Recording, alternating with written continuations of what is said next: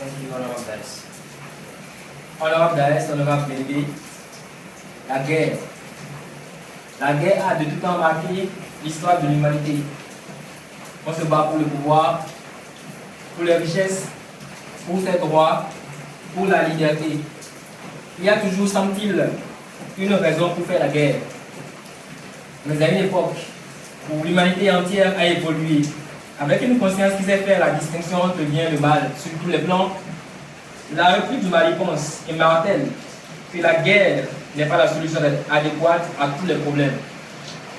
En effet, lorsqu'on parle de guerre, on parle aussi de milliers de pertes en vie humaine, on parle de gaspillage de ressources utiles au bien-être de tous. Lorsqu'on parle de guerre, on parle aussi de la douleur morale et de traumatisme à vie. On parle de reconstruction, d'investissement et de dette. Cependant, le Mali est fermement convaincu que certaines luttes valent le coup d'être menées. La lutte pour la liberté, la lutte pour son intégrité et sa dignité, la lutte pour des lendemains meilleurs. C'est le cas de la Fédération de Russie, qui doit sauvegarder son territoire et reconstituer l'empire que celle-ci était. C'est le cas du Niger, qui doit véritablement se libérer de son colonisateur, la France, qui ne sait faire que le maintenir dans la paupérisation, pliant ses ressources à sa guise.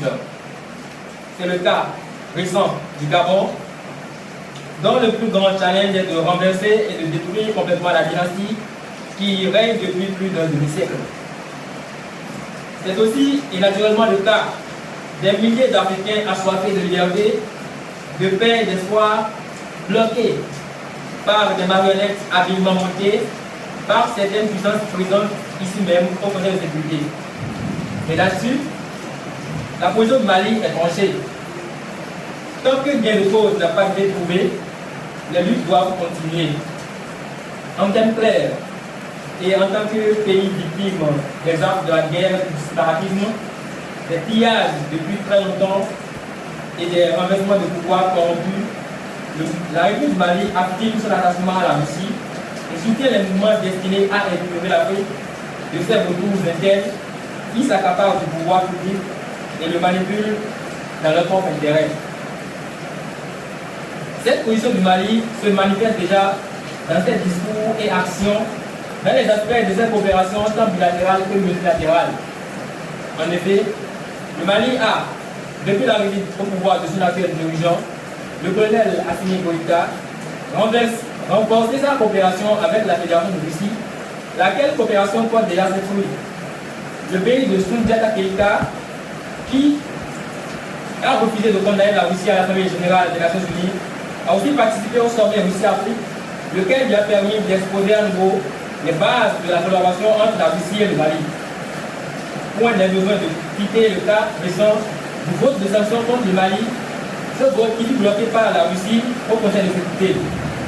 En ce qui concerne le Niger, la République du Mali a renforcé sa coopération avec sa voisine comme le Niger et le Burkina Faso dans tous les domaines afin d'œuvrer ensemble pour un véritable développement de la région minée par le terrorisme. Le reste, l'on se prépare activement pour parer à toute menace contre leur territoire.